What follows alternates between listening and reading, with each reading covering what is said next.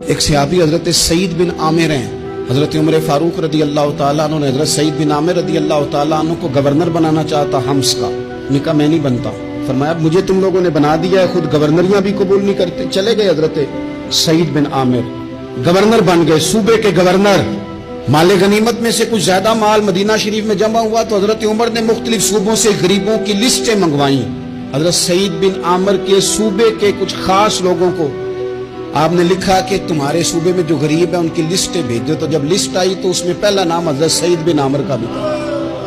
کہا ہمارے گورنر کے پاس پہننے کو کپڑا کوئی نہیں، کھانے کو روٹی کوئی نہیں. حضرت عمر بیٹھ کے رو پڑے اور میں تمہارا گورنر بھی مسکین ہے. اشرفیوں کی ایک تھیلی بھر کے حضرت عمر نے بھیجی.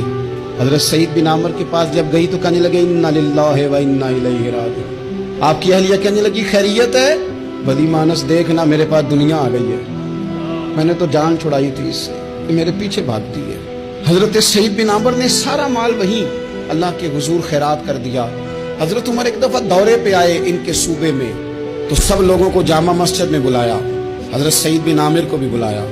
ابن الجوزی لکھتے ہیں کہ حضرت عمر نے فرمایا لوگوں تمہیں اپنے گورنر سے کوئی شکایت تو نہیں؟ تو لوگوں نے کہا 4 شکایتیں. ایک تو ہمارے گورنر صاحب جب شروع میں آئے تھے تو فجر کی نماز کے بعد ہی آ کے لوگوں کے بیچ بیٹھ جاتے.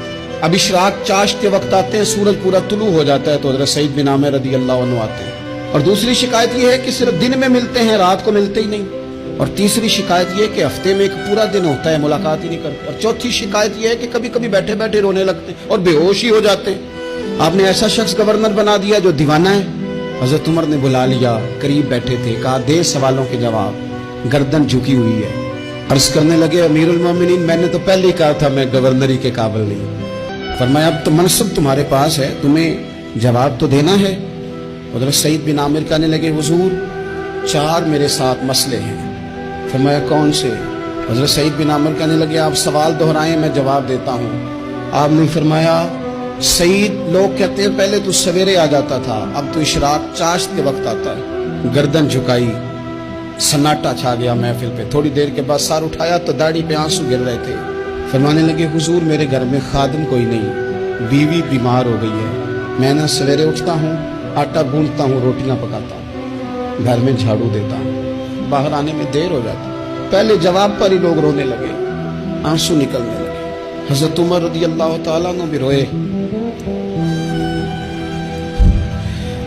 پھر فرمایا کہ سعید تو دن کو ملتا ہے تو رات کو کیوں نہیں ملتا؟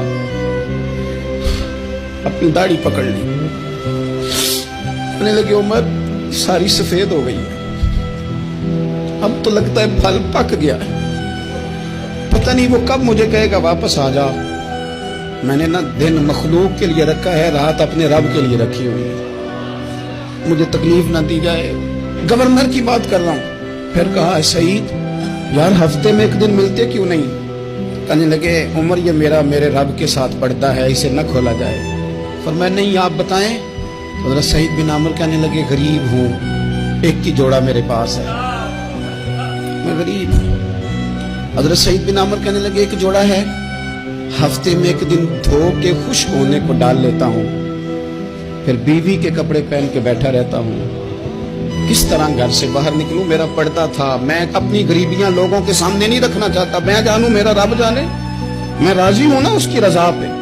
اب تو حضرت عمر ہچکیاں لے کے رونے لگے. فرمانے لگے چل آخری سوال کا جواب ہی دے دے، کبھی کبھی روتے ہو تو بے ہوش ہی ہو جاتے ہو. حضرت سعید بن عامر پھر رونے لگے. فرمانے لگے بڑی عمر کا ہو گیا تھا جب کلمہ پڑا تھا. جب وہ پچھلے گناہ یاد آتے ہیں نا، میرے سامنے لوگوں نے حضرت حبیب بن عدی کو سزا دی تھی مکے میں، اور میں اس وقت مسلمان نہیں تھا، میں مدد نہیں کر سکتا. جب وہ وقت یاد آتا ہے تو برداشت سوچتا ہوں کیسے اللہ کے حضور جاؤں گا. دوستو دعا کرنا اللہ اس ملک کو بھی کوئی ایسا شخص عطا فرما دے